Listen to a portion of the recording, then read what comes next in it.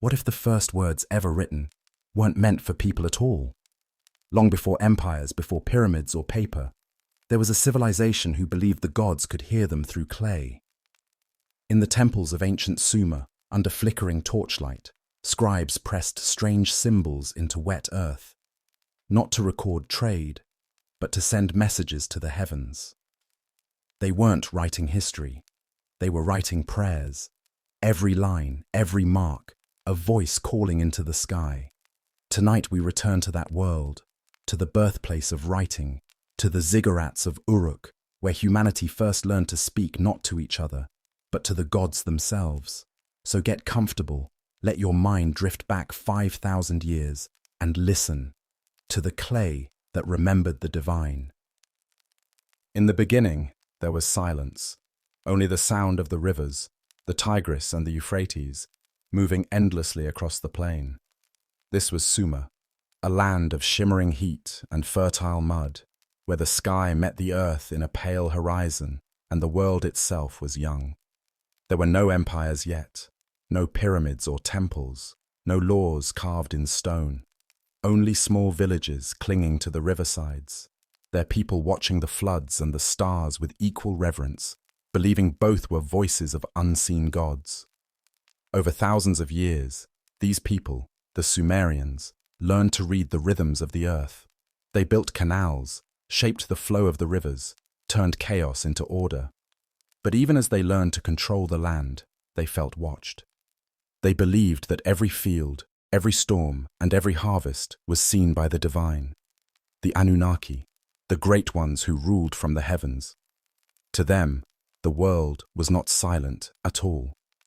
It was speaking, through thunder, through wind, through the glimmer of stars over Uruk at night.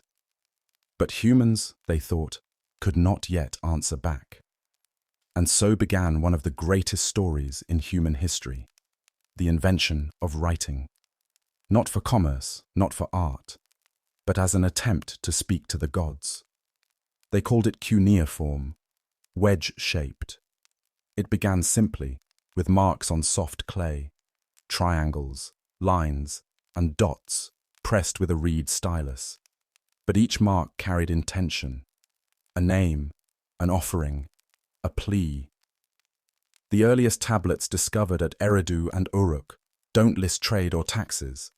They record rituals, offerings, and hymns. In these earliest signs, the Sumerians weren't just keeping track. They were reaching upward. To them, language itself was sacred. Every word had power. To speak was to shape reality, and to write was to make that power permanent. When a priest pressed symbols into clay, it wasn't just communication, it was invocation.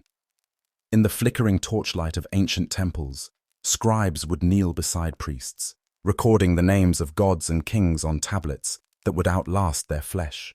Each symbol carried rhythm, an echo of divine order. To write was to align with the will of the heavens. The temples of Sumer, the ziggurats, were the centers of this new order. They rose from the plains like mountains built by human hands, layer upon layer of baked brick, stairways leading upward to the sky.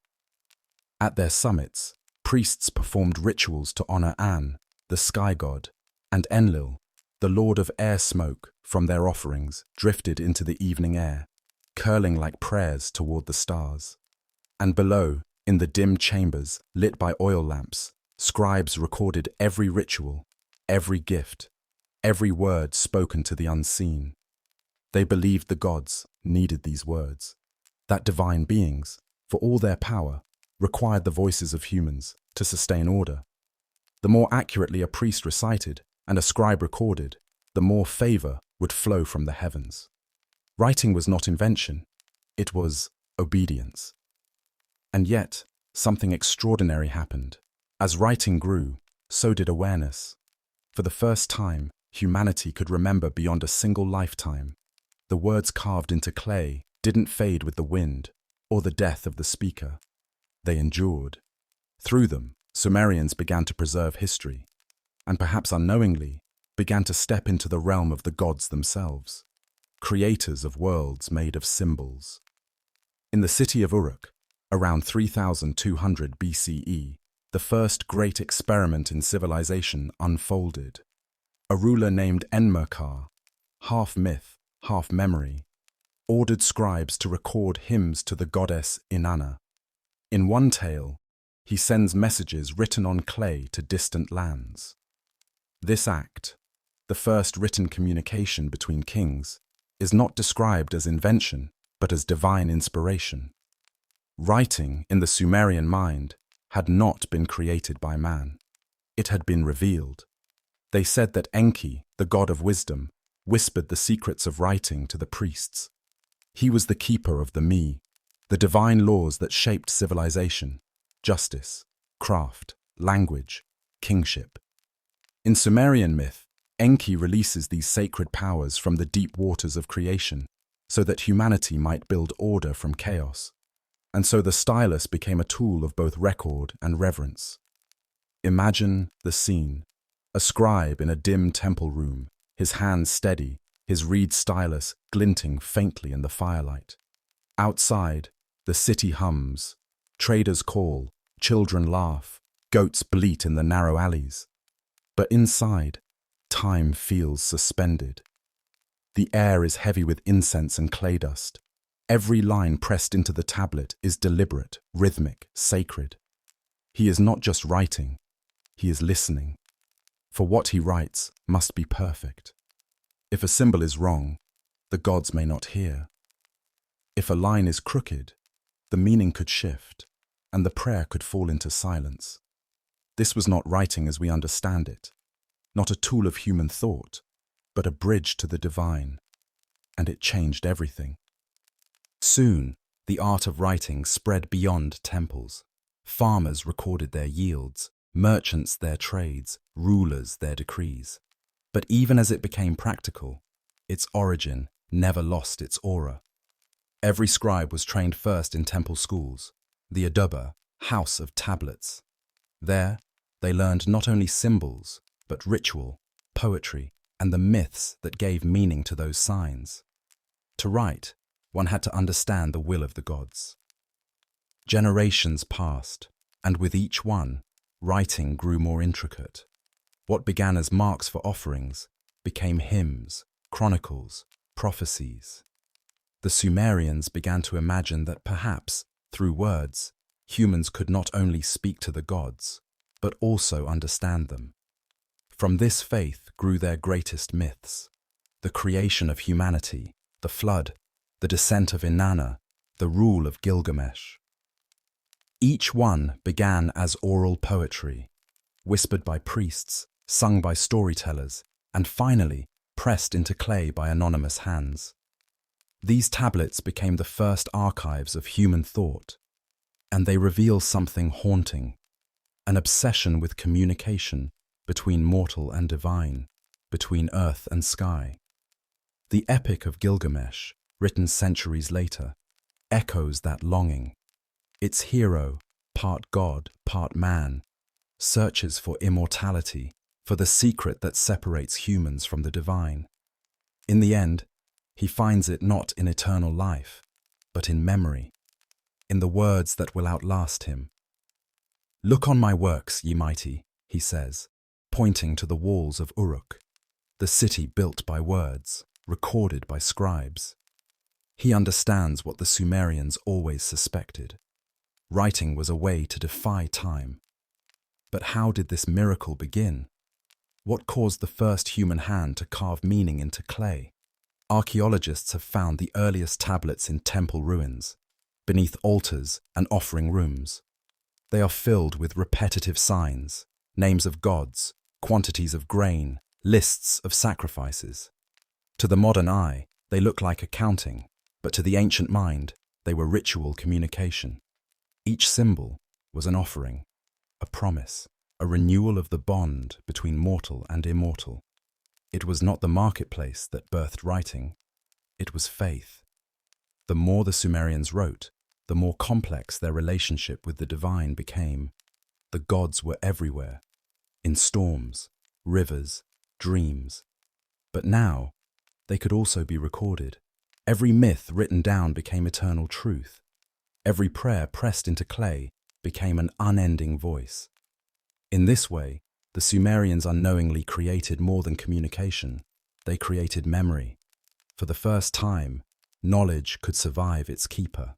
The gods had given humans a fragment of their own immortality, the ability to make something that lasts forever. By 2500 BCE, entire libraries existed, shelves lined with clay tablets covered in wedge marks. The scribes of Nippur, Ur, and Lagash guarded these archives as sacred ground. To enter was to walk among the voices of the past. Every tablet was a whisper across centuries.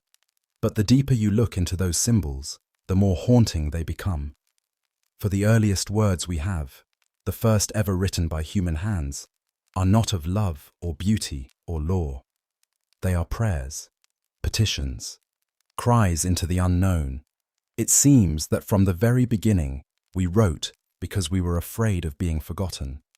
We wanted the gods to remember us, our offerings, our devotion, our names. And so, line by line, symbol by symbol, the first civilization inscribed its soul onto clay.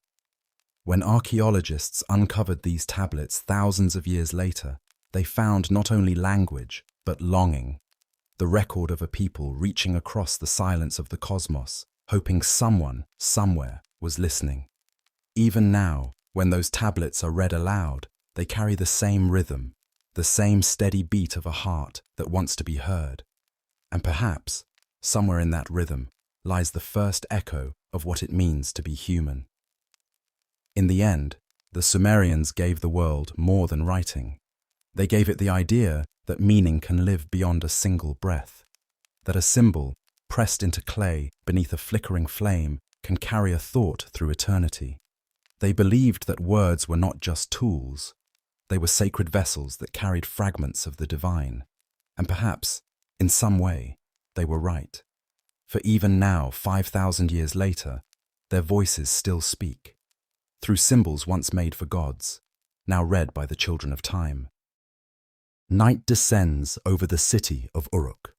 The torches are lit, the streets whisper with the last footsteps of merchants and priests. At the heart of the city, the great ziggurat rises against the stars, a mountain of baked clay, glowing faintly with reflected firelight. At its summit, a single flame burns, marking the dwelling of Inanna, the goddess of love and war.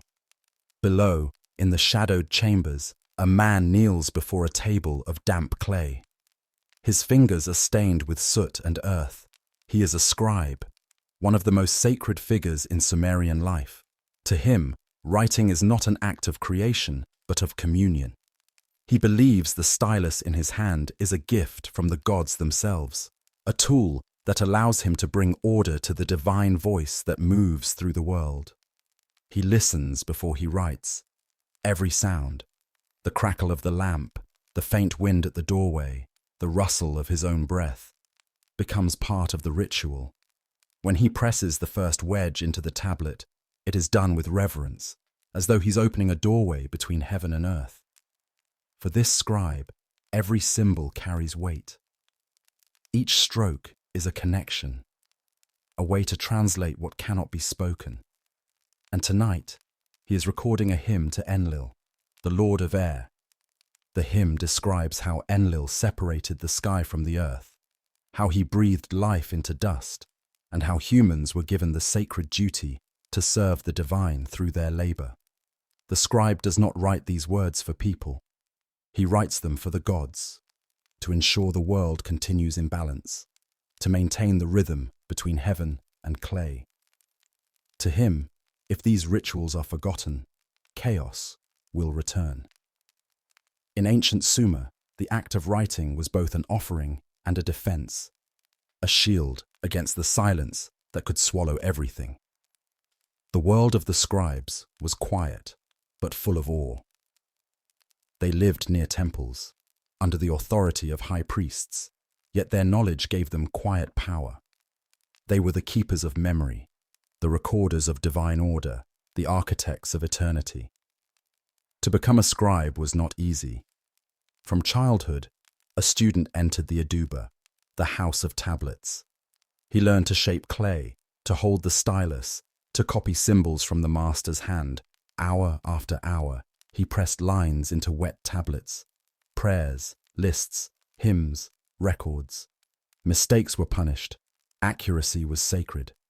It was said that a single misplaced stroke could change a god's meaning. Inside those temple schools, writing became rhythm, a pattern of devotion. The scrape of reeds, the murmur of voices, the faint clatter of drying tablets filled the air. It was not just education, it was ritual. Each day began with a prayer to Nisaba, the goddess of writing and grain. She was the patroness of scribes, depicted with a stylus tucked into her belt and a tablet in her hands. To the Sumerians, she was proof that writing was divine, that even the gods themselves needed to record their thoughts. And so, before beginning their lessons, students would whisper, "Lady of wisdom, make my hand strong, my signs true, and my words worthy of the heavens." The first great scribes of Sumer became known as scribes of the heavens. They were said to interpret omens in the sky, the movements of stars, and the patterns of storms. For in Sumerian thought, the same gods who taught writing also governed the stars. To record was to imitate their cosmic design, to bring celestial order to earthly life. When a king was crowned, his deeds were written into clay, sealed beneath the temple. When a new canal was built, it was written. When a war was won or lost, it too was written. The scribe's tablet became the measure of what was real. If it was written, it existed. If it was not, it would fade into dust. Writing, in this way, became the foundation of civilization, the divine thread connecting memory, power, and faith. In the city of Lagash, around 2500 BCE, a ruler named Urukagina ordered reforms, limits on corruption, protection for widows and orphans, laws against tyranny. His decrees were carved in clay, the first known legal code in history. To the Sumerians, these were not merely rules. They were divine declarations, aligning human society with cosmic balance. Every decree began with an invocation to the gods, as though the ruler was not the author, but the messenger. And so, even in governance, writing remained an act of reverence. In this same age, temples grew richer, their rituals more complex. The scribe's role expanded. They became not only recorders, but interpreters. They read signs, measured stars, translated dreams. It was said that through writing, they could glimpse the will of the gods before it unfolded. One such scribe, whose name is lost to history, left behind a tablet found in Nippur. It describes a vision of the sky opening, of radiant beings descending in chariots of fire, of commands whispered in tongues of light. The text is broken, incomplete, but it trembles with wonder and fear. Was it poetry, or was it, as the scribe believed, a message? For the Sumerians, there was little difference between myth and memory, the world of gods and humans intertwined. To write was to participate in that mingling, to leave an imprint in the great conversation between the mortal and the divine. Over centuries, the scribes began to catalogue the heavens. They recorded eclipses, planetary movements, and constellations with astonishing precision. They understood that the moon's cycles shaped tides and harvests, that the stars marked the seasons. Their tablets describe constellations that still bear names rooted in Sumerian myth: the bull of heaven, the scorpion, the lion. To them, the stars were not distant fires. They were divine words written across the night sky. Each shimmer was a sign, each movement a sentence in the cosmic language of the gods, and the scribes, through their tablets, tried to translate it. Some myths claim that the god Enki himself taught humans how to write the stars, how to read destiny from their motions. These early astronomer priests became the first historians of the heavens, blending science, ritual, and poetry into one. Imagine them on the ziggurat rooftops, wrapped in robes, gazing upward into an unpolluted sky, the air cool, the lamps below flickering faintly as thousands slept. Up there, under the slow arc of constellations, they murmured prayers and recorded what they saw, believing each moment of light was a thought of the gods. As they pressed their stylus into clay, they were not simply recording stars. They were continuing a divine dialogue that began when humanity first spoke. In time, this sacred craft transformed into legacy. The scribes of Sumer began to record stories not only for the gods, but for the people who would come after them. They wrote of creation, of floods, of kings and heroes. Their myths became the backbone of human culture. The tale of Enki and Ninmah, of the creation of humans from clay, would echo later in Genesis. The flood of Ziusudra would become the flood of Noah. Even the tower that reached the heavens would find its reflection in the story of Babel. Through writing, the Sumerians unknowingly shaped the myths of the entire world. Their clay tablets became the seeds of future faiths. But even as their words spread, the heart of writing remained the same, a sacred connection between human and divine. For in every temple, every library, the scribe's task was still to listen first, to wait for the whisper, to feel the movement of meaning before the stylus touched the clay. One tablet from bears a simple inscription: "The God spoke, and I wrote." It is a phrase that defines an entire civilization. It tells us that to the Sumerians, writing was not invention, it was obedience, devotion, and revelation. In the centuries that followed, their language evolved. Akkadian replaced Sumerian, but the script endured. The wedge marks continued to shape history, carried by Babylonians, Assyrians, Persians. The divine dialogue never ended. It only changed tongues. And yet, deep within the oldest layers of earth, buried under fallen temples and forgotten ziggurats, the first tablets still sleep, their words pressed in neat rows, untouched for 5 millennia. When they were made, they were prayers to unseen gods. Today, they are whispers from the dawn of consciousness itself. We read them now with electric light and magnifying lenses, but their power has not faded. They still hum with the same reverence that filled the temple air. They still speak of humanity's first attempt to answer the silence. The scribes of the heavens have long turned to dust. Their cities are gone, their temples buried beneath desert wind. But their voices endure, inscribed in clay, waiting for the next hand to find them. And perhaps, as each new tablet is uncovered, as each ancient word is spoken again, the same current passes through us. That faint, electric feeling that we are hearing something older than time. It is the same feeling that once filled the heart of a Sumerian scribe kneeling in torchlight, pressing divine language into the clay, believing that somewhere, far above, a god was listening. The story of writing is the story of listening. Listening for meaning in the thunder, the river, the stars. And the Sumerians were the first to realize that the answer might come in the shape of a symbol. Through them, humanity learned that to write is to speak to eternity. And eternity, it seems, has never stopped listening. The wind moves gently across the ancient plain of Shinar. Once, this was the beating heart of Sumer, a world of canals, temples, and voices pressed into clay. Now, it is dust and silence. But somewhere beneath that silence, the past still murmurs. In the earth lie thousands upon thousands of tablets, each one small, fragile, yet heavy with meaning. They are the clay that remembered the gods. If you could lift one and hold it in your hand, you would feel its texture, rough, cool, etched with symbols shaped like tiny bird tracks. Those lines were once wet, shining under torchlight. They carried breath, sound, and intention. When the scribe pressed them, he wasn't merely writing. He was speaking to eternity.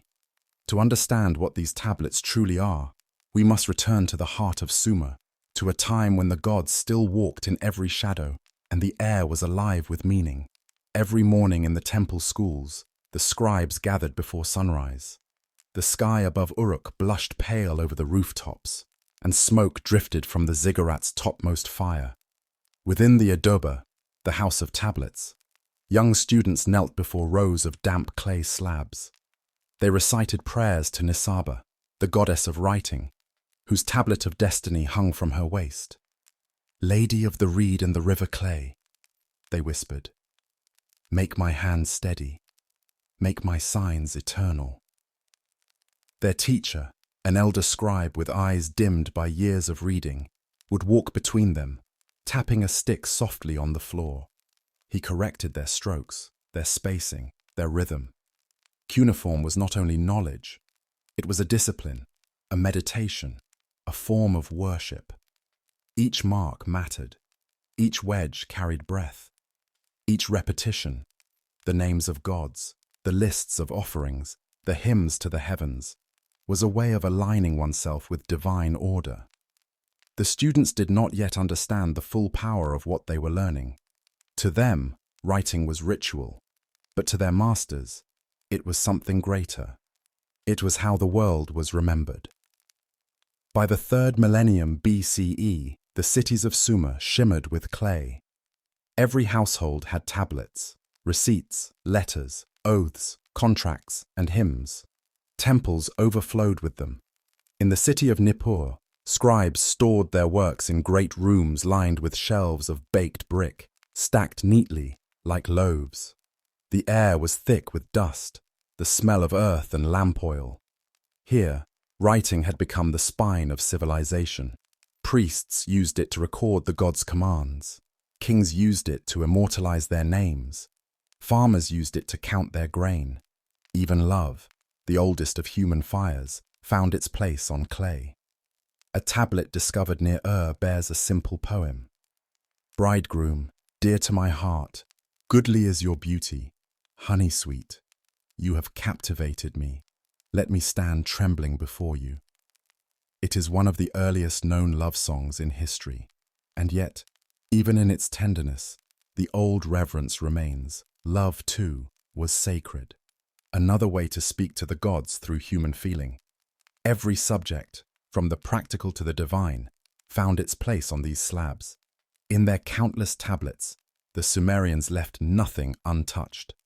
The whole of life, its hunger, its fear, its joy, was made eternal. In the great temple of Enlil at Nippur, there was said to be a library of heaven. It was not only a collection of records, but a mirror of the gods' own archives. The priests believed Enlil himself kept a tablet of destiny, upon which he wrote the fate of every human being. Their task was to maintain its reflection on earth. Scribes carefully copied and recopied the sacred texts. Hymns to An, to Enki, to Inanna. They catalogued omens, star movements, and prophecies. When lightning struck a temple or a strange star appeared in the sky, the priests turned to the tablets, searching for patterns, signs, and divine warnings. The temple halls glowed with torchlight as priests chanted before the shelves. For them, the written word had become a bridge between the seen and unseen. Every line was alive, every tablet was a conversation frozen in clay. Even the act of storage was sacred. Old tablets were not discarded. They were buried ceremonially, as one would bury ancestors. Each fragment of writing was treated as a living being that had served its purpose in the divine dialogue. Among the tablets were also those of kings, proud declarations carved to endure beyond their reigns. Urukagina of Lagash, who ruled around 2350 BCE, left behind one of the first known legal reforms. He wrote of justice, fairness, and the rights of the poor, the earliest attempt to bind power with law. Centuries later, Ur-Nammu of Ur expanded that vision. His code of law began not with commands, but with a divine invocation. When An and Enlil had given kingship to Ur-Nammu, Then did he establish equity and truth in the land. To the Sumerians, law was not human invention. It was divine harmony transcribed into clay. A ruler who wrote the will of the gods maintained cosmic order. A ruler who ignored it invited chaos and drought. And so the kings wrote, endlessly, relentlessly. They inscribed their temples, their walls, their deeds. They wanted the gods to read their names, and through them, the world to remember. The flooded tablets. But no civilization lasts forever. The rivers that had given Sumer life also brought its end. The Tigris and Euphrates changed course, flooding the fields and burying cities in silt. From the north came new peoples, Akkadians, then Babylonians, then Assyrians, who inherited the script but forgot the old tongue. Even so, the scribes did not stop writing. They continued through conquest, through ruin, through change. Sumerian became the sacred language of scholars, kept alive in the temple schools. To write in Sumerian was to speak in the voice of the gods. And as centuries passed, the old prayers took on new meanings. They were no longer read for ritual. They were studied, preserved, cherished as relics of divine speech. When droughts came, when empires rose and fell, the clay endured.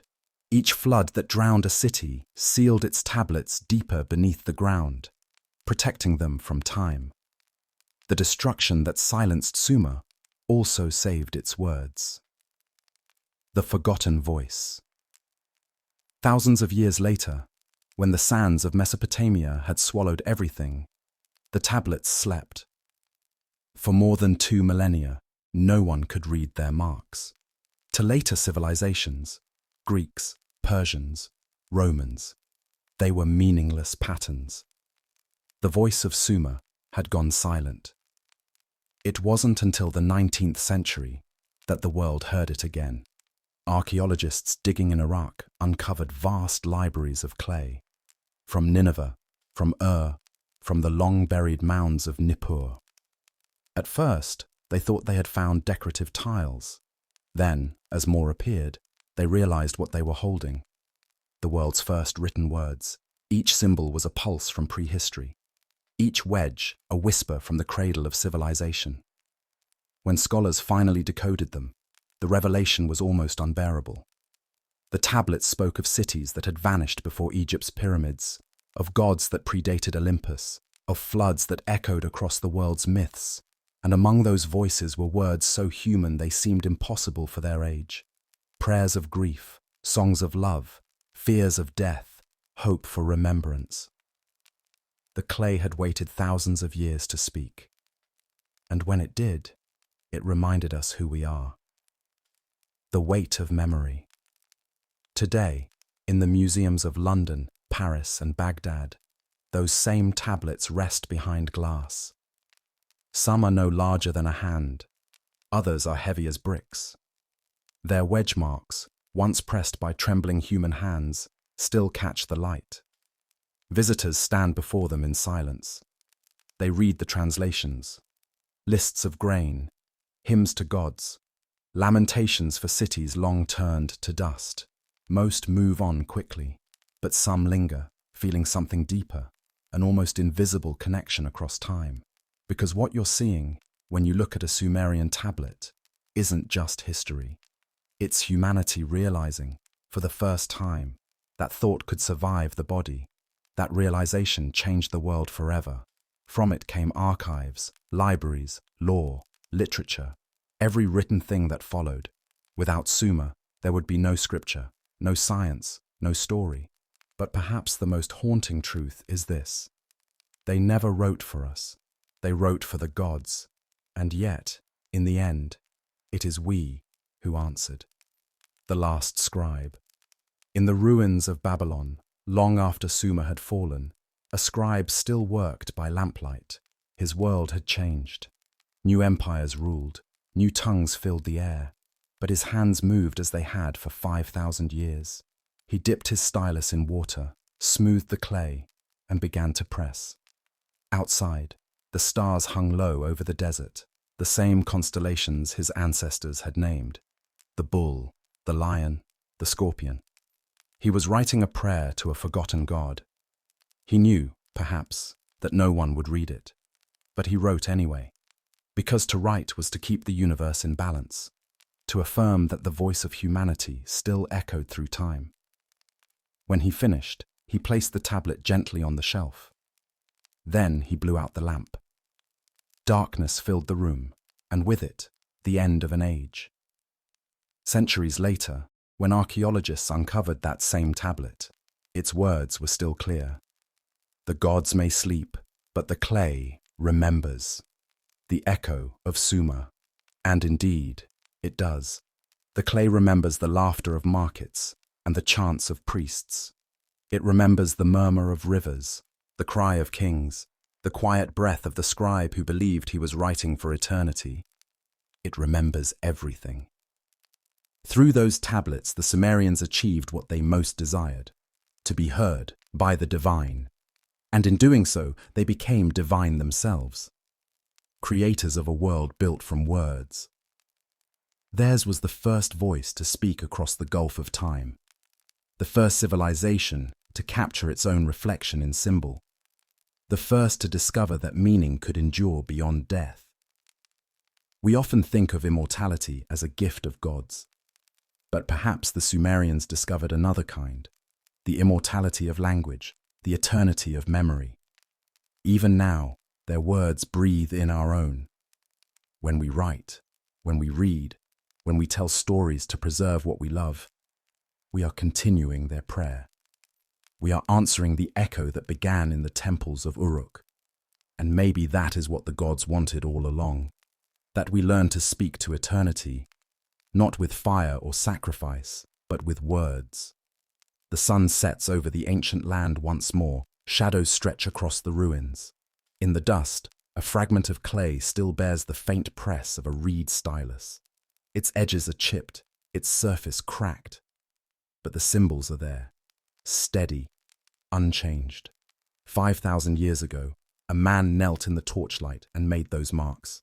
He could not know who would see them. He only knew that he must write, because writing was the only way to reach the gods. And so, across all the centuries of silence, his words remain. They whisper to us still, "We are the clay that remembers." Long before the towering skyscrapers of modern cities and the fast-paced lives we now live, there was a world so intricate, so deeply rooted in nature and the stars, that its legacy still echoes across the lands it once called home.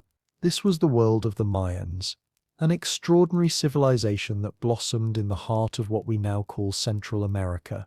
Their story begins thousands of years ago, long before European explorers ever set foot in the Americas. The Mayans were one of the most brilliant and fascinating ancient civilizations in human history. Their roots dig deep into the soil of Mesoamerica, an area that today includes southern Mexico, Guatemala, Belize, Honduras, and parts of El Salvador. In these lush, mountainous, and jungle-covered lands, the Maya people built a society that would leave behind some of the most impressive ruins, myths, and mysteries of the ancient world. The story of the Maya begins around 2000 BCE, when early farming communities started to emerge in the region. These early people began to cultivate maize or corn, which became the backbone of their diet and culture. As generations passed, their societies became more organized, their homes more structured, and their beliefs more deeply rooted in the rhythms of the earth and sky.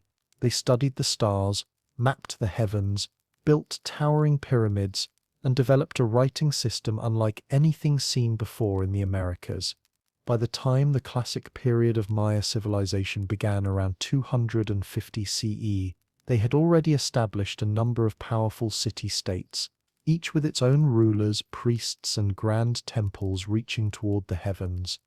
The Maya weren't one single empire ruled by a central power, but rather a network of independent cities, each competing for influence and power, much like the city-states of ancient Greece. These cities, names like Tikal, Palenque, Copan, and Calakmul, rose majestically from the jungles with their stone pyramids and plazas, their sacred ball courts and observatories. Life in these cities was bustling, colorful, and spiritual. Artisans crafted beautiful pottery and stone carvings. Farmers worked the land and priests observed the sky, predicting celestial events with astounding precision. The rulers of these cities were not just kings, they were believed to be divine intermediaries between the gods and the people. Religion, politics, and science were deeply intertwined in Mayan life, forming a culture that was rich in meaning and purpose. As the centuries passed, the Mayans developed one of the most sophisticated calendars in the ancient world. Their knowledge of astronomy allowed them to track the movements of the sun, moon, and planets with astonishing accuracy. They could predict solar eclipses, track Venus through the sky, and align their temples to the solstices and equinoxes. They measured time, not just in years or days, but in cycles upon cycles, believing that time itself was sacred and moved in great repeating patterns. Their famous long count calendar, which sparked widespread fascination and confusion in 2012, was a masterpiece of mathematical and astronomical knowledge, counting not just years but vast epochs of human and cosmic history. Perhaps even more impressive was their writing system. The Maya were the only ancient civilization in the Americas to develop a fully functional system of writing. Their hieroglyphs, carved into stone, painted on pottery, and written in codices made from bark, told stories of gods and kings, battles and alliances, rituals and myths. These written records, many of which have been deciphered by modern scholars, offer us a window into their world, their thoughts and their fears. Through them we learn not only of great wars and powerful dynasties, but also of dreams, poems, and the everyday lives of people who lived more than 1,000 years ago. Yet, their achievements were not limited to the intellectual. The Mayans were master builders and engineers. Without metal tools, draft animals, or even the wheel, they constructed massive stone structures that still stand today, hidden among the jungles, visited by tourists and studied by archaeologists. They built vast cities with intricate layouts, including roads, temples, palaces, and ball courts. Their step pyramids, such as the one found at Chichen Itza, rise majestically into the sky, their staircases aligned with the stars, their architecture echoing both power and reverence. These cities were not just political centers, they were sacred landscapes designed to mirror the cosmos, connecting the heavens, earth, and the underworld. The civilization flourished for centuries, reaching its peak between 250 and 900 CE, a period known as the Classic Era. During this time, Mayan cities were at their most powerful, trade networks flourished, art and science thrived, and rulers commissioned elaborate monuments in their honor. These stelae, tall stone slabs, often featured detailed portraits of the kings, accompanied by hieroglyphic inscriptions recording their victories, rituals, and ties to the gods. The Maya elite lived in stone palaces and presided over grand ceremonies involving music, dance, incense, and offerings. Bloodletting rituals, in which nobles would offer their own blood to the gods, were common, seen as vital acts of devotion that ensured the balance of the universe. Beneath this elite class lived the common people, farmers, laborers, artisans, who made up the backbone of Maya society. They grew maize, beans, squash, and chili peppers in fields they cleared from the dense forest. They built the cities with their hands and sustained the economy through their labor. Despite the rigid class system, these people participated in religious festivals, worshipped local gods, and passed down traditions that still live on among Maya descendants today. Family life, storytelling, weaving, and farming, these everyday acts formed the true fabric of Mayan civilization. But as we admire all that the Mayans achieved, we must also confront the mystery that still baffles historians and scientists today: the question of their decline. By the end of the 9th century, many of the great southern cities of the Classic period were abandoned. The jungle slowly reclaimed them, their towering pyramids left to the birds and the vines. The question remains why? What caused such a brilliant and thriving civilization to fade into silence? Some suggest environmental factors played a major role. Studies of lake sediments and tree rings suggest the region experienced a series of devastating droughts, possibly worsened by deforestation and over-farming. As the population grew, the land was pushed to its limits. Crops failed, cities ran out of water, and famine spread. Without a stable food supply, political tensions may have flared into full-blown warfare. The divine kings, once believed to control the forces of nature, may have lost their legitimacy in the eyes of the people.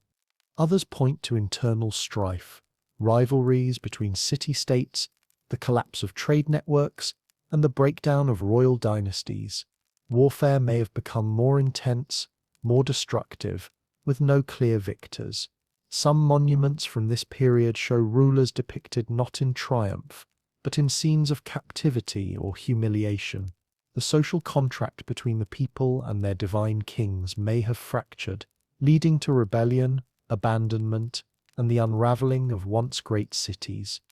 And yet, the Mayans did not vanish. While many southern cities were abandoned, the civilization endured in the northern Yucatan Peninsula, where cities like Chichen Itza and Uxmal continued to thrive for centuries more. When the Spanish arrived in the 1500s, they found a region still populated by Maya people, still speaking their language, still practicing many of their traditions, even as colonial rule tried to erase them. The Maya never disappeared. They adapted, endured, and continued their story in the face of conquest and change. Today, millions of Maya descendants live throughout Central America. They speak the languages of their ancestors, wear traditional clothing, and celebrate rituals that have survived for thousands of years. Their resilience is a powerful reminder that civilizations do not simply fall. They transform, they adapt, and they live on in the people who carry their legacy forward. The story of the Mayan civilization is one of brilliance, beauty, mystery, and endurance. They were stargazers, architects, poets, and farmers. They carved temples that scraped the sky, developed calendars that tracked the cosmos, and wrote down their dreams in stone and ink. Their achievements rivaled those of ancient Egypt, Mesopotamia, and China, proof that knowledge and creativity blossomed not just in the old world, but also in the dense jungles of the new. As we gaze upon their ruins today, we are not just looking at stones and relics. We are witnessing the echoes of a people who once dreamed of the stars, who built a world in harmony with the earth and sky. And though the jungle may have taken back their cities, the spirit of the Maya lives on, in the language of a child learning the stories of his ancestors, in the weavings of a grandmother telling the time-honored tales, and in the quiet rhythm of the cornfields that still feed the people, just as they did thousands of years ago. So when we ask, who were the Mayans, we are not just asking about the past. We are seeking to understand a people who continue to shape the present. Their civilization was not just a moment in history, it is a thread woven through time, stretching from the ancient temples of Tikal to the modern towns of Guatemala, from the sky-watching priests to the farmers of today. Their story is not over. It is still being told, still being lived, and still being remembered. And as we close our eyes tonight, letting the rhythm of the past lull us into sleep, we can imagine a world lit not by electricity but by torches and stars. A world where people look to the sky not just for answers but for meaning. A world where every stone had a spirit, every tree a memory, and every life a place in the grand story of the cosmos. This was the world of the Maya, and though time may have marched on, their legacy still whispers through the leaves of the jungle, waiting for us to listen. In the quiet, misty jungles of ancient Mesoamerica, a civilization flourished that would one day leave behind puzzles etched in stone and knowledge written among the stars. The Mayans, a people often cloaked in mystery, were far more than simple farmers or temple builders. They were thinkers, observers, record keepers, and pioneers of knowledge. In a world untouched by modern tools, they charted the heavens, invented mathematical concepts that would shape the future, and created architectural wonders that have stood the test of time. Their legacy is not just visible in the ruins they left behind, but in the ideas that still influence us today. Among their most remarkable contributions was their understanding of numbers. While civilizations around the world struggled to express large quantities, the Mayans developed a mathematical system that was elegant, flexible, and surprisingly modern.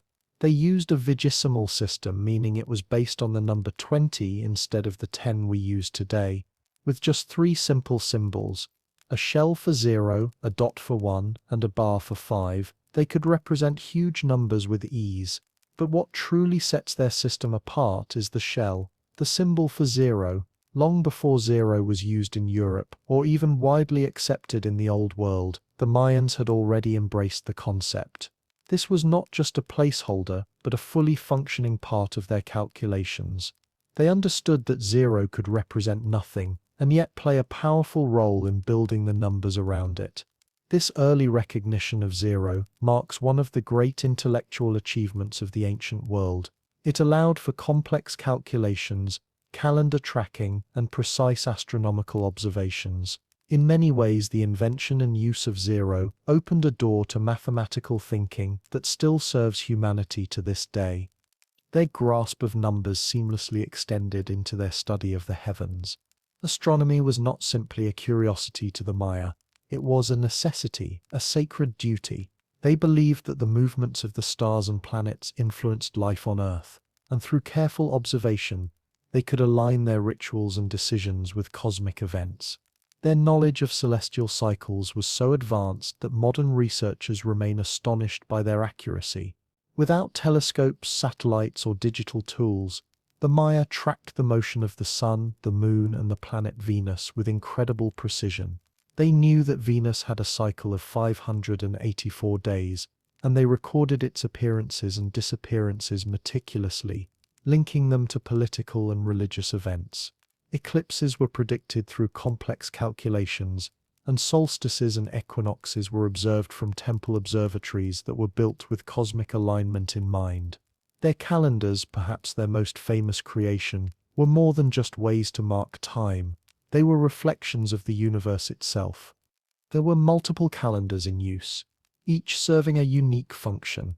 The Tulgin, a 260-day sacred calendar, was used for religious rituals, prophecy, and spiritual cycles.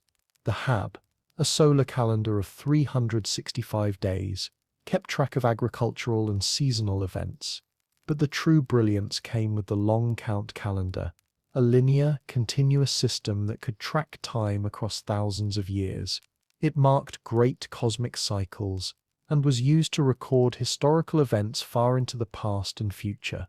This is the calendar that stirred the imagination of the world in 2012, when a misunderstanding led many to believe the Maya had predicted the end of the world. In truth, they had simply marked the end of a great cycle, just as a clock strikes midnight and begins again. To the Maya, time was not a straight line but a sacred rhythm, a repeating pattern woven into the fabric of the cosmos. Each date was a unique combination of calendar cycles, rich with meaning and influence, and they recorded these dates in stone, leaving behind histories carved into monuments, temples, and codices. As impressive as their knowledge of numbers and stars may be, it was matched by their achievements in architecture. Deep in the jungles of Mexico and Central America, rising above the trees like stairways to the heavens, the pyramids of the Maya still stand as silent testaments to their genius. These were not simple structures, they were spiritual machines, carefully aligned with celestial events and layered with symbolism. The pyramid at Chichen Itza, known as El Castillo, or the Temple of Kukulkan, is perhaps the most famous. Each of its 4 staircases has 91 steps, and when you add the platform at the top, the total is 365, the number of days in a solar year. Twice a year, during the spring and autumn equinoxes, the setting sun casts shadows on the steps that create the illusion of a serpent slithering down the pyramid's edge. It is a perfect fusion of science, art, and mythology. Beyond pyramids, the Mayans built grand palaces, observatories, and ceremonial platforms. In cities like Tikal, Palenque, and Uxmal, you can still walk through plazas that once echoed with the sound of drums and chants. Their architecture was not just monumental, but thoughtful. Temples were placed to align with sunrise and sunset. Palaces were oriented to take advantage of the breeze and light, and ball courts were designed with acoustics in mind, amplifying the sound of the ritual games played within them.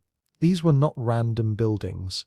They were built with purpose, every stone a part of a larger spiritual and scientific vision, and all of this was achieved without the use of the wheel, metal tools, or animals to carry heavy loads. Instead, they relied on human labor, ingenuity, and generations of architectural knowledge passed down through time. Yet another of the Mayas' stunning achievements was their writing system. While many ancient cultures left behind only art or symbols, the Mayans developed a complete written language, one of the most sophisticated in the pre-Columbian Americas. Their script, composed of over 800 unique hieroglyphs, could express everything from names and dates to complex political events and poetic metaphors. Some glyphs represented sounds, others entire words or ideas. Together they allowed for a level of expression that was both functional and beautiful. These hieroglyphs were carved into stone stelae and temple walls, painted on ceramic vessels, and written on folded books made from tree bark known as codices. These codices, though most were destroyed during the Spanish conquest, contained astronomical records, historical chronicles, and sacred rituals. Of the thousands that once existed, only 4 survived the flames of colonial destruction. But these 4, known as the Dresden, Madrid, Paris, and Grolier codices, provide an invaluable glimpse into the minds of the Maya scribes. Reading their writing is like opening a window into a vanished world. We learn of kings who conquered rival cities, of rituals performed under specific moon phases, of offerings made to the gods during times of drought and war. We see love stories, family trees, and prayers for a good harvest.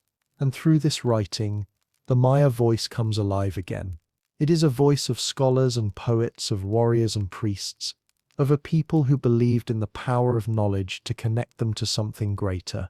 Deciphering this language has been a long journey for modern scholars, and it is still ongoing. Each glyph cracked is a word reclaimed, a story rediscovered, a piece of history returned to those who once lived it. Together, the achievements of the Mayan civilization form a tapestry of brilliance. Their mathematics laid the groundwork for scientific observation. Their astronomy gave order to the sky and time. Their architecture brought spiritual beliefs into physical form. Their writing preserved their thoughts, dreams, and history. And what is perhaps most remarkable is that all of this was achieved in isolation from the great civilizations of Europe, Asia, and Africa. The Maya did not borrow these ideas. They discovered them on their own. They looked to the stars and found meaning. They looked to the earth and found sustenance. And they looked within their minds and hearts and found the tools to build a civilization unlike any other. Even today, as you wander through the ruins of a forgotten temple or gaze upon the glyphs carved into an ancient monument, you can feel it, that quiet brilliance, that whisper of knowledge echoing through time. You can imagine the priest standing atop a pyramid, watching Venus rise in the dawn sky. You can picture the scribe hunched over a codex, carefully brushing the symbols of a sacred ritual. You can hear the heartbeat of a civilization that once pulsed with innovation and wonder, a people who understood the stars not just as lights in the sky, but as guides, companions, and storytellers. The Maya remind us that knowledge does not always come from modern machines or global empires. Sometimes it grows in the forests, flows through rivers, and rises with the morning sun. It speaks through silence, through symbols carved in stone, and through stories passed down over generations. It waits patiently to be seen, to be heard, to be understood. And so, as the night deepens and the stars return to their ancient places, let us remember the Maya, not as a mystery to be solved, but as a mirror reflecting the heights human thought can reach when guided by curiosity, observation, and belief.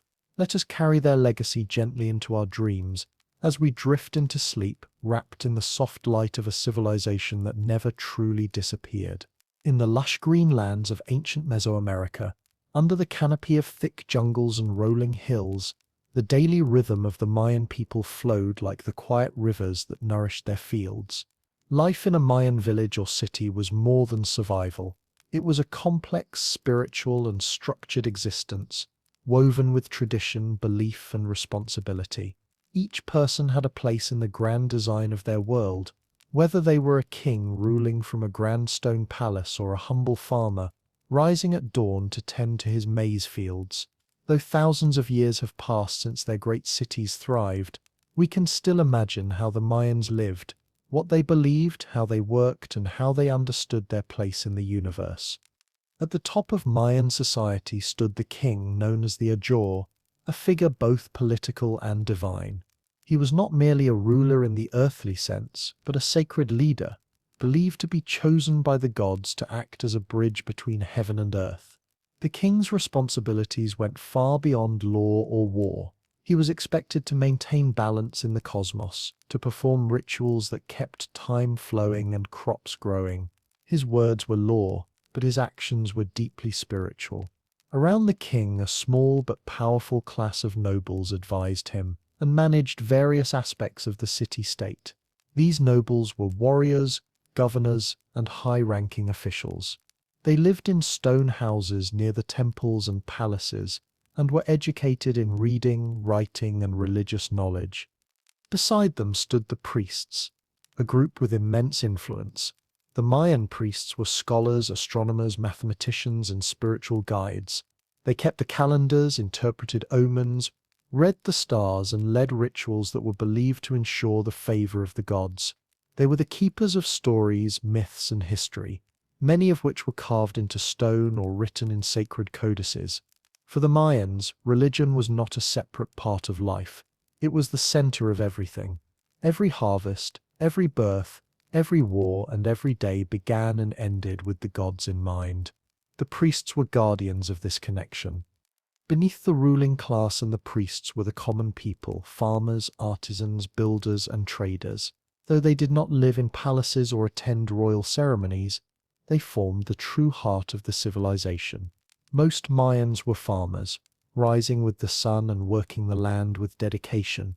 Their homes were simple, made of wood and thatch, and often built around a central courtyard shared by extended family members. Life was communal. Children played together while elders told stories, and meals were shared with gratitude. Corn or maize was the foundation of their diet and their belief system. The Mayans believed that the gods made humans from corn, and so every kernel was sacred, every harvest a gift. To grow their crops in the dense jungle environment, the Mayans developed a technique known as slash-and-burn agriculture. They would clear a patch of forest by cutting down the vegetation and letting it dry in the sun. Then they set it on fire, using the ash to fertilize the soil. After planting maize, beans, squash, and chili peppers, the fields would be used for a few seasons before being left to recover. While this method was effective in the short term, it required careful rotation and movement to avoid exhausting the land. Farmers often had multiple plots at different stages, some freshly burned, some ready to harvest, others resting. It was a rhythm that echoed the cycles of nature itself. Farming was not only about planting and harvesting, it involved rituals and offerings to the gods, prayers for rain, and ceremonies of gratitude. Before planting, farmers might bury offerings such as small figurines, maize kernels, or bits of jade to ask the gods for a good season. During dry periods, priests and farmers would come together to perform rain ceremonies, invoking the rain god Shak to bless the fields. Farming was sacred work, and the food produced was not simply sustenance, it was spiritual nourishment. Beyond the fields, other members of society practiced crafts and trades. Artisans carved intricate sculptures from stone and jade, painted beautiful ceramics, and wove elaborate textiles. Their work adorned temples, homes, and royal tombs. Each object had meaning, often tied to mythology or ritual. Blacksmiths, though working without iron, created tools and ornaments from obsidian and other stones. Builders constructed grand pyramids and plazas using nothing but stone tools. human labor, and deep knowledge passed down through generations. Their work, though hard and often dangerous, was filled with pride and purpose. Trade also played a crucial role in daily Mayan life. While each city-state was politically independent, trade routes connected them across vast distances. Merchants traveled on foot or by canoe, moving goods such as salt, cacao beans, obsidian, jade, feathers, and textiles. Cacao beans were so valuable that they were used as currency. A handful of cacao could buy food, tools, or even pay taxes. Markets were held in cities and villages, bustling with the chatter of buyers and sellers, the smell of fresh food, and the clinking of goods exchanged. Through trade, ideas traveled too. Styles of pottery, religious beliefs, and new tools spread across regions, helping to unify the culture even in its diversity. Religion was the invisible thread that connected all parts of Mayan life. The people believed in a vast pantheon of gods and goddesses, each with specific roles tied to nature, time, death, and life. The sun god, the maize god, the rain god, and the gods of the underworld were ever present. Life was seen as a journey between worlds, the earthly realm, the heavens, and the Nexabolba, or underworld. The Mayans believed that proper ritual and conduct could maintain balance between these realms. To honor the gods and ensure harmony, ceremonies were held frequently. Offerings of food, incense, flowers, and blood were made. Among the most dramatic rituals were human sacrifices. These were not acts of cruelty, but of cosmic necessity, as the Mayans believed that blood carried sacred energy. Sacrifices were made during important festivals, after military victories, or to mark celestial events. Victims were often war captives or volunteers chosen for their purity. The heart, considered the seat of the soul, was offered to the gods, while the people gathered in solemn reverence. It was a sacred moment, a bridge between human and divine. Rituals were not limited to the temples or the elite. Ordinary people also maintained small altars in their homes, prayed to household gods, and observed festivals throughout the year. Births, marriages, harvests, and even illnesses were occasions for religious observance. Shamans and healers used herbs, chants, and sacred objects to treat ailments, believing that sickness could be caused by spiritual imbalance. Dreams were interpreted, omens were read, and the future was glimpsed through sacred calendars. Children were raised with strong community values and a deep respect for their ancestors. From a young age, they learned the roles they would eventually play, boys learning farming, crafting, or trade from their fathers, girls learning weaving, cooking, and household rituals from their mothers. Education for the elite included reading, writing, and astronomy, while most children learned through observation and repetition. Names were often given based on the day of birth, each day believed to carry a unique energy and destiny. As night fell over the Mayan world, families gathered around small fires, the stars above reflecting the stories told by the elders. They believed the sky was a great book, written with the movements of the gods. Every star, every planet, had a role in the unfolding story of time. The Milky Way, they said, was a sacred river flowing through the heavens, a path that souls traveled on their way to the afterlife. Even in the quietest villages, this sense of cosmic connection was never far from mind. The Mayan world was one of order and devotion. Everything had its time, its place, and its meaning. From the cornfield to the temple, from birth to death, the people lived in harmony with the land, the gods, and each other. Their cities may have risen and fallen, but their culture was rich with wisdom and rhythm, a way of life deeply attuned to nature and the unseen forces around them. Today, the descendants of the ancient Maya still walk the same lands, speak the same languages, and grow the same corn. Though the great cities now lie in ruins, overgrown by jungle and softened by time, the spirit of the people endures. In the weaving patterns of a shawl, in the quiet prayers whispered at dawn, in the laughter of children chasing each other through the village, echoes of the ancient daily life continue. The Mayans lived with purpose, not just for survival, but for balance. Balance between nature and man, between body and spirit. drift between the known and the mysterious. Their daily life was not ordinary. It was sacred, rooted in a world where every tree had a soul, every season had a god, and every action carried meaning. They did not see themselves as separate from the earth or the sky. They were a part of it, living in the heart of a living, breathing cosmos. And so, as we drift into sleep, let us remember the quiet dignity of the Mayan farmer, rising before dawn to greet the sun with open hands. Let us remember the scribe painting sacred symbols by candlelight, the priest watching the stars for signs, the mother whispering lullabies beneath a thatched roof. Let us hear the soft rustle of maize leaves, the distant sound of a drum, the peaceful hum of a world in harmony. The daily life of the Mayans was not grand by modern standards, but it was full of meaning, of connection, and of deep, enduring beauty.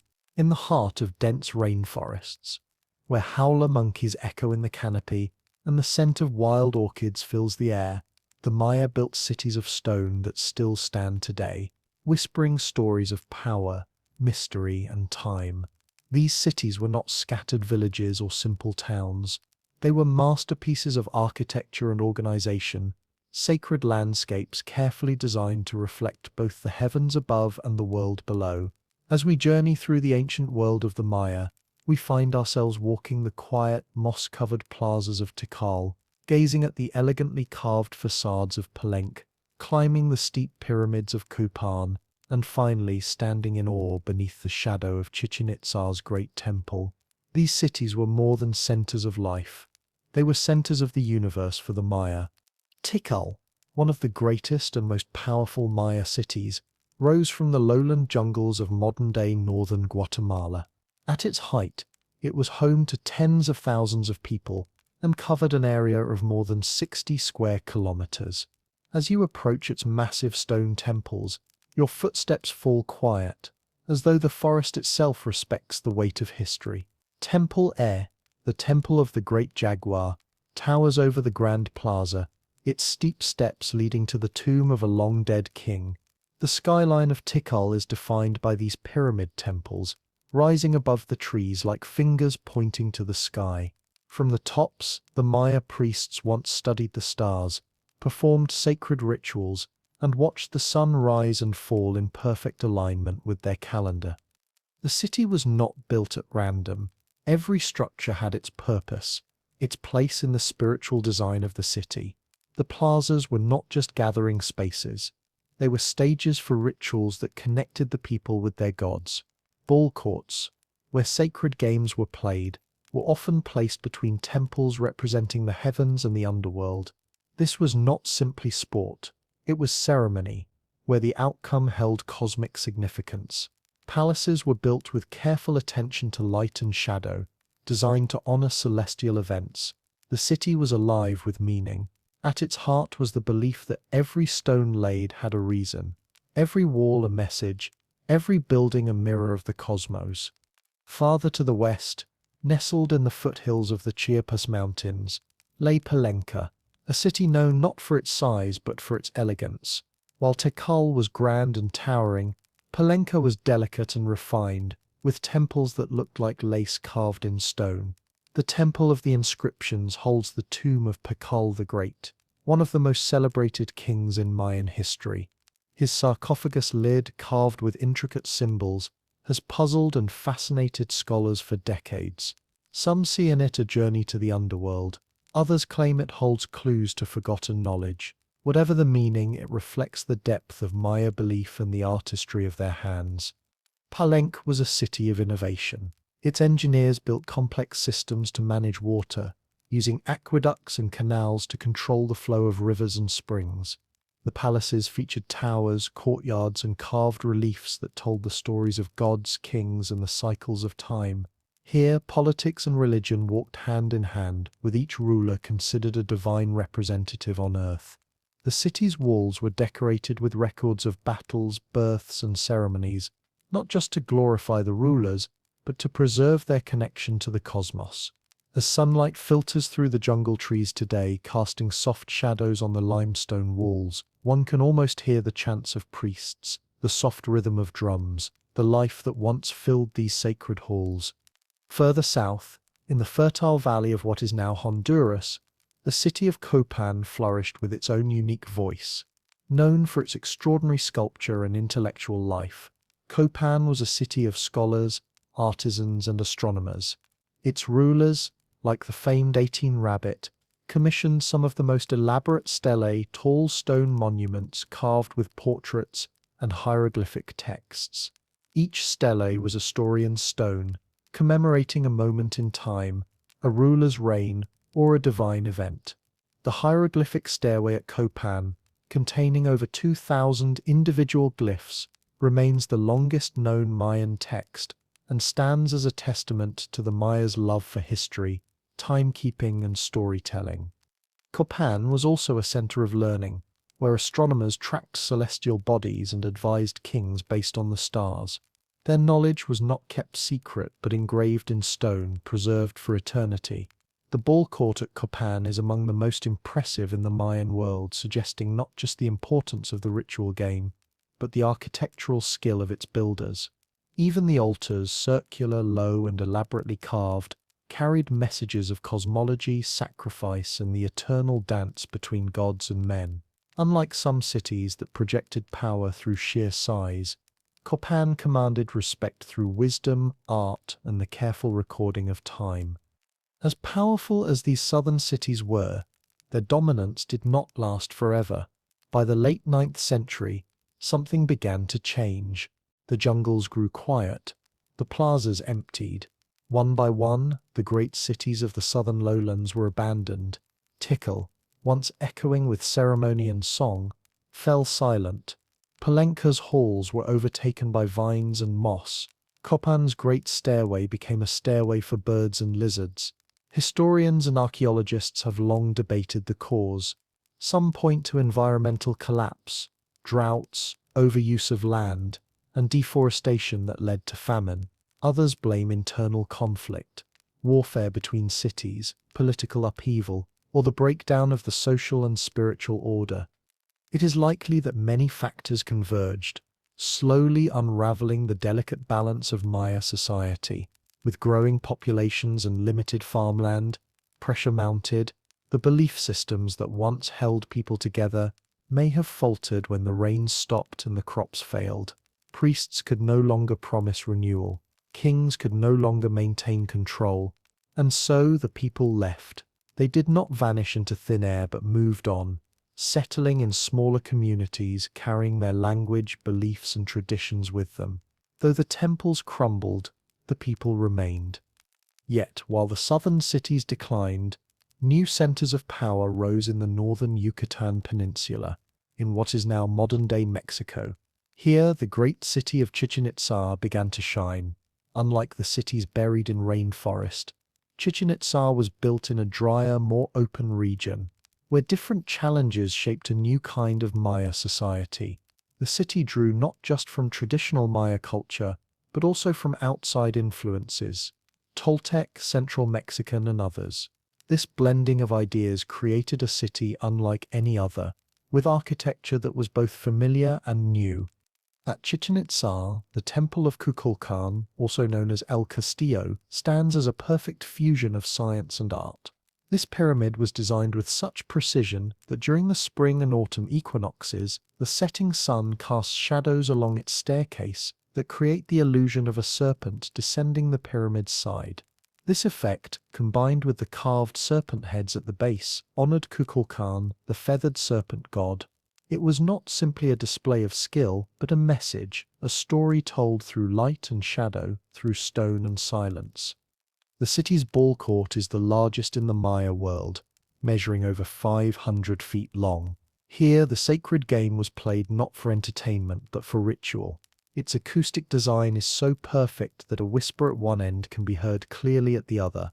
Nearby, the Temple of the Warriors, the observatory known as El Caracol, and the sacred cenote used for offerings and sacrifices all speak of a city still deeply spiritual, still connected to the cosmos, but transformed by time and trade. Chichen Itza thrived long after the fall of its southern cousins. It became a center of pilgrimage, of learning and of power. Pilgrims came from far and wide to see its wonders, to offer gifts to the gods, and to witness the alignment of sky and stone. Its survival is not just a geographical accident, but a reflection of adaptability. The northern cities learned to live with fewer rains, to blend traditions, and to create new forms of community and belief. While they did not avoid the eventual decline that came with the arrival of Spanish conquest, their legacy endured longer, their stories stretching further into time. Walking among the ruins today, we are struck not just by the size or beauty of the structures, but by the unity of vision that connects them. From Tikal's soaring temples to Palenque's graceful tombs, from Copan's scholarly stairways to Chichen Itza's cosmic serpent, each city reflects a deep understanding of place, of purpose, and of time. These were not just cities, they were living calendars, sacred maps and theatres of ritual. Every stone had meaning. Every plaza had a voice. Every shadow told a story. Though centuries have passed, and jungles have reclaimed what was once grand, the cities of the Maya continue to speak. They whisper in the rustle of leaves, in the chirping of birds that nest among the ruins, and in the quiet awe of those who visit them. They remind us that greatness is not measured only by conquest or wealth, but by the harmony between people and the world they live in.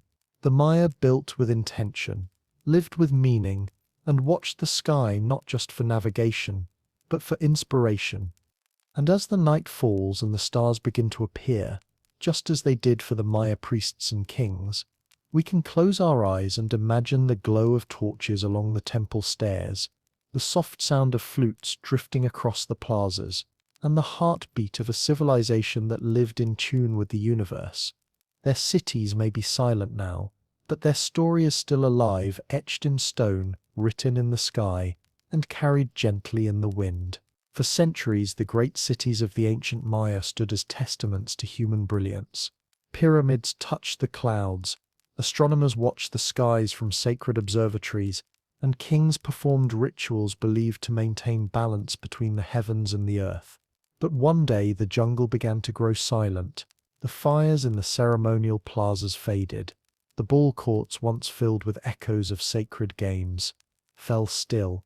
One by one, the mighty cities of the southern lowlands, Tikal, Copan, Palenque, were abandoned. Roads became overgrown. Temples crumbled beneath vines. The people didn't vanish entirely, but something enormous had changed. What caused the sudden and mysterious decline of one of the most advanced civilizations in the ancient Americas? That question has intrigued archaeologists, historians, and dreamers alike for generations. There is no single answer. There was no invading army that marched through the jungle to erase the Maya. No earthquake swallowed their cities whole. Instead, the collapse was likely a slow unraveling, a quiet slipping away, piece by piece. As researchers have peeled back the layers of soil, translated stone glyphs, and studied ancient climate patterns, they have uncovered a series of interwoven theories, each one a thread in a larger tapestry of collapse. Some point to environmental destruction, others to political chaos, and some even to spiritual beliefs that may have guided the Maya to step away from their cities in reverence for time itself.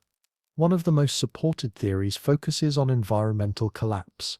The Maya lived in a tropical region with rich forests, fertile soils, and reliable rainfall, at least in the beginning.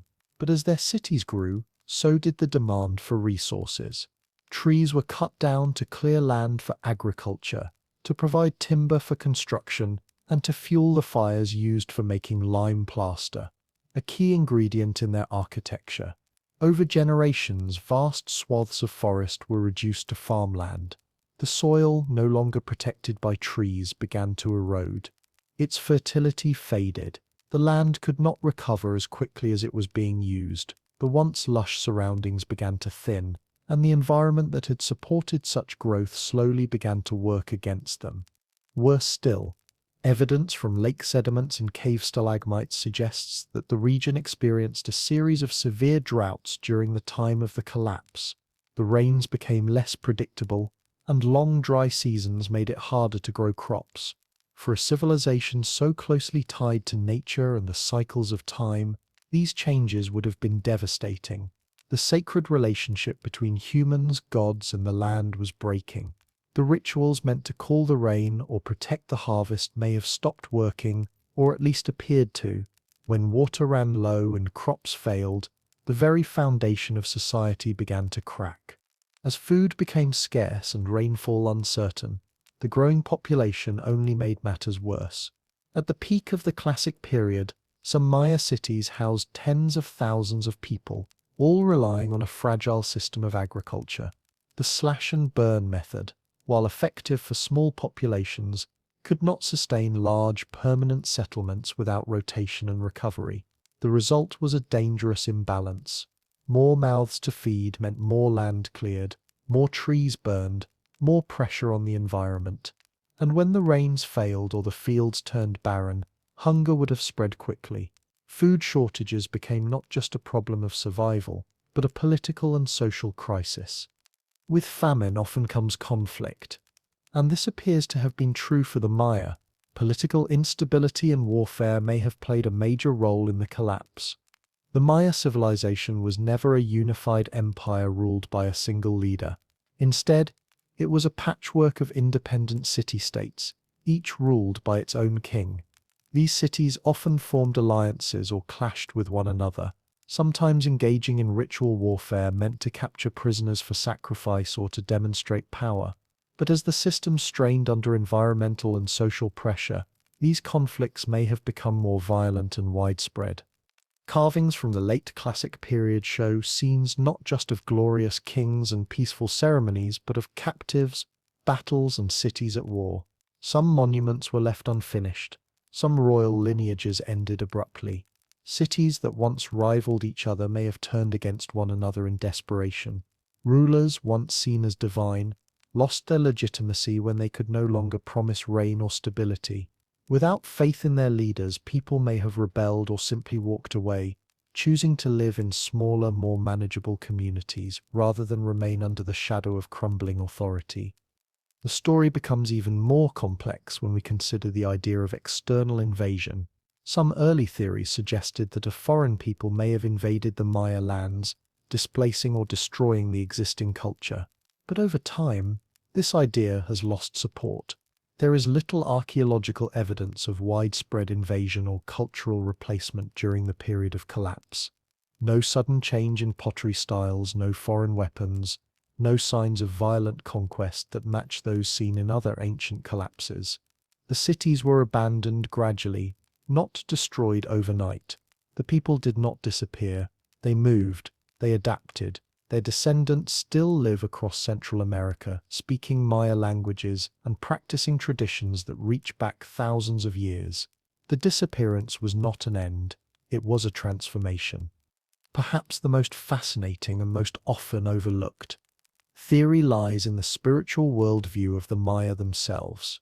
To the Maya, time was not a straight line but a circle, a repeating cycle of eras and events.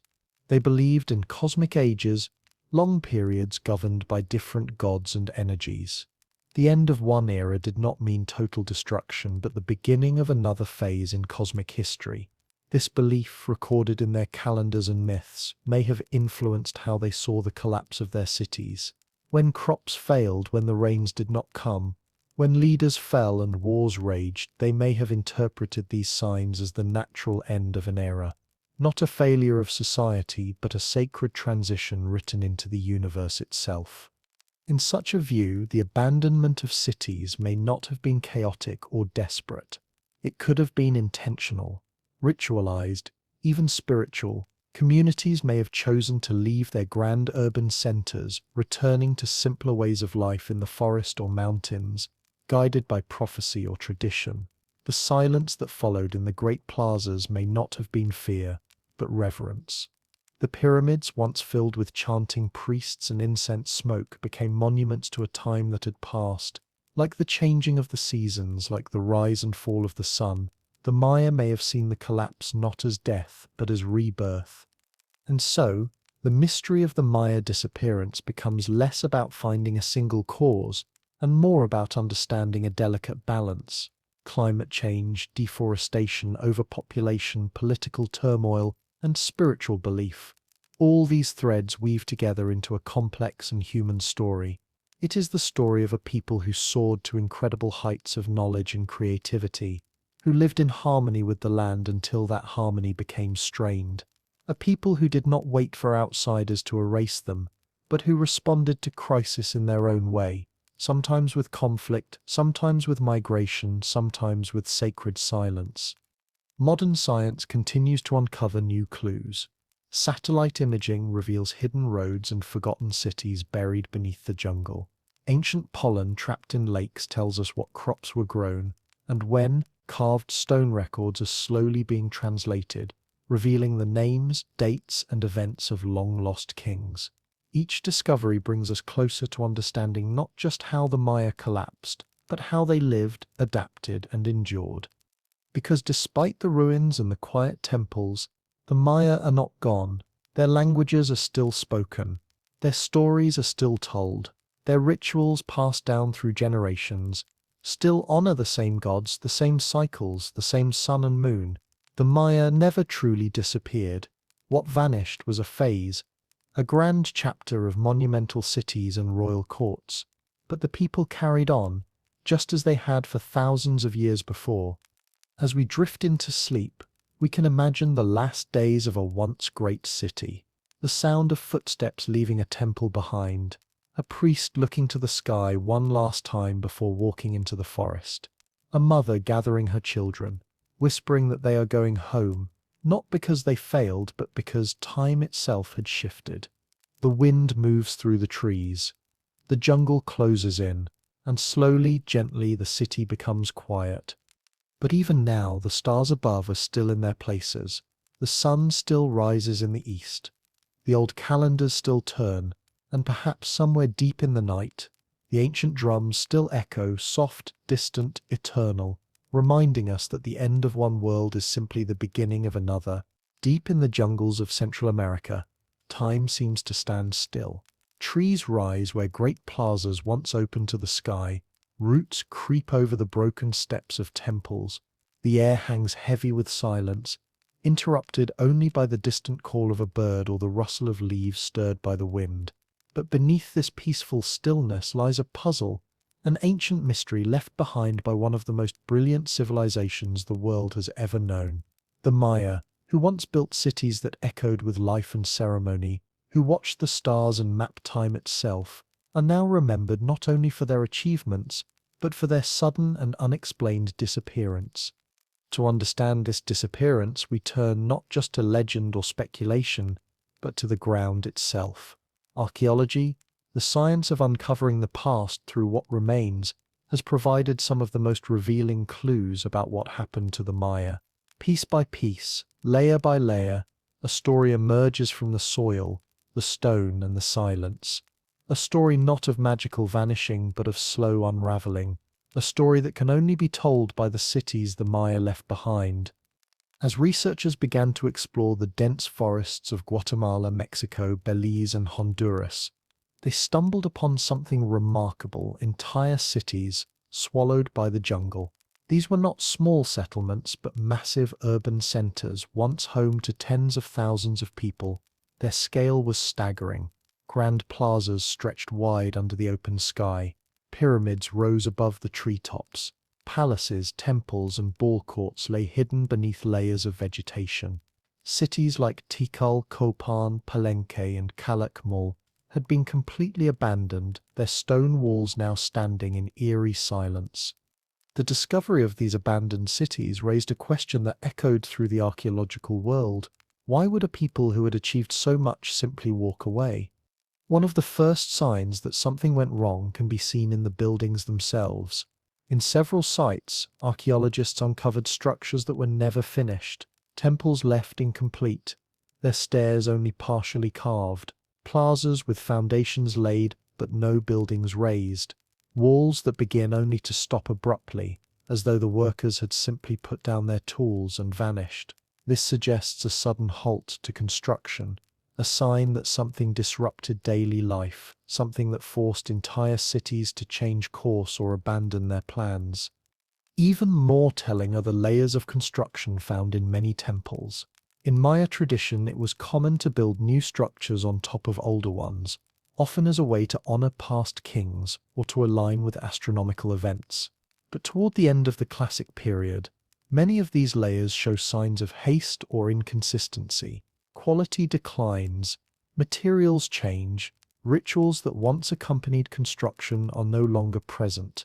It's as if the focus shifted from spiritual growth to simple survival. Something had changed in the way the Maya viewed their world, and it was being reflected in the very stones they placed. Further evidence lies in the earth itself. In some ancient cities, archaeologists have discovered mass graves, burials that suggest more than natural causes, bodies found with signs of trauma, wounds that point to conflict, or hurried, unceremonial burials. In Copan, a mass grave was found containing over a dozen individuals, all seemingly buried at once, without the care typically shown to the dead. In another site, the remains of nobles were found thrown together, suggesting a possible overthrow or rebellion. These signs of violence hint at internal conflict, possibly civil wars, political uprisings, or desperate attempts to seize control as society began to fracture. Inscriptions carved into stone stelae support these findings. Where once the carvings told of glorious kings and divine rituals, later inscriptions become sparse, fragmented, or cease altogether. In some cities, the last known date recorded is followed by silence. No further mention of rulers, no ceremonies, no achievements. The scribes stopped writing. The story ended not with a bang but with an absence, a quiet fading from history. But perhaps the most powerful evidence of collapse comes not from stone but from the tiny particles trapped in lakes and soil. Scientists have studied sediment layers from lakes near major Maya cities, extracting long cores of mud that preserve ancient records of climate, agriculture, and vegetation. These sediment cores act like time machines, revealing year by year what was happening in the environment. One key discovery is the sudden drop in pollen from maize, the staple crop of the Maya. In layers dated to the time of the collapse, maize pollen sharply declines, replaced by the pollen of weeds and wild plants. This suggests that fields were no longer being cultivated, that farming had stopped or drastically declined. Without maize, the foundation of Maya life was crumbling. Even more alarming are the signs of intense drought. Layers of sediment show an increase in minerals and dust that typically appear during dry periods. Stalagmites from caves, slow-growing formations that record centuries of rainfall, also show clear evidence of prolonged drought during the 9th and 10th centuries.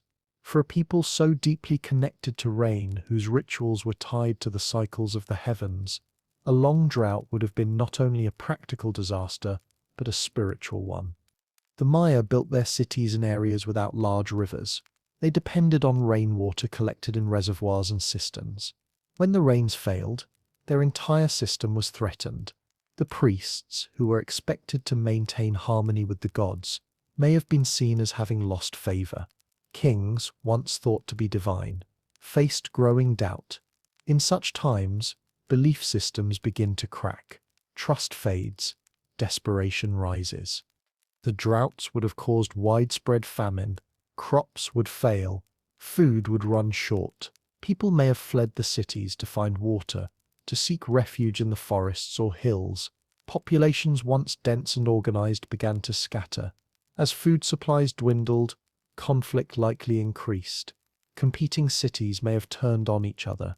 Struggles over water, over land, over leadership, all may have erupted into war. The mass graves, the incomplete buildings, the silent monuments, they all speak of a civilization pushed to its limits. Yet the collapse was not uniform. While the southern lowland cities were largely abandoned, the northern Yucatan cities like Chichen Itza continued to thrive for some time. This contrast is also reflected in the archaeology. In the north, buildings remained in use. Inscriptions continued and trade networks survived. These regions may have had better access to underground water or were simply less affected by the environmental changes. But even there, eventually, the grandeur began to fade. Across all regions, archaeologists find evidence of adaptation. People began to build smaller homes. Grand plazas gave way to simpler structures. Trade items became less luxurious. Pottery styles changed. The society once filled with kings and priests, with towering temples and divine rituals, was slowly becoming something more modest, more practical, more focused on day-to-day survival. It is a shift that speaks of resilience as much as collapse. Today, these clues remain scattered across the jungle floor and buried beneath layers of time. Each discovery adds a piece to the puzzle: a broken pot, a carved glyph, a layer of pollen. Each tells a story of change, of struggle, of decisions made in the face of the unknown. The Maya did not disappear overnight. They did not vanish in a single moment. What happened was gradual, complex, and deeply human. Their cities, now quiet, are not tombs but time capsules. As archaeologists continue to explore, they uncover not just evidence of collapse but also of life, of people trying to adapt, to hold on, to understand. The Maya were not passive victims of their environment. They were thinkers, builders, and believers. They responded to drought, to war, to instability in the ways they knew how, sometimes with faith, sometimes with innovation, and sometimes with retreat. What they left behind was not just stone and dust. They left behind questions, clues, lessons. They left behind a reminder that civilizations, no matter how advanced, are vulnerable to change. They showed us that knowledge and belief, prosperity and struggle, rise and fall, all are part of a larger rhythm. Just as their ancestors had once looked to the stars for answers, so too do we now look to the ground for theirs. And in the stillness of those ancient ruins, surrounded by trees and time, it's easy to imagine the people who once walked those paths, who watched the same sky, who dreamed and feared just as we do. Their story, written in stone and soil, continues to speak.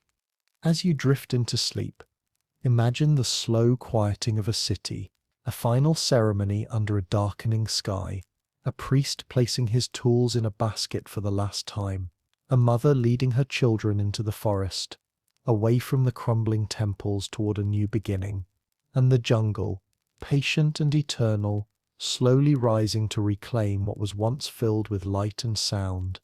Even in their absence, the Maya are still here, in the glyphs on ancient walls, in the pollen trapped beneath the earth, in the questions that echo through the ruins, and in the dreams of those who listen.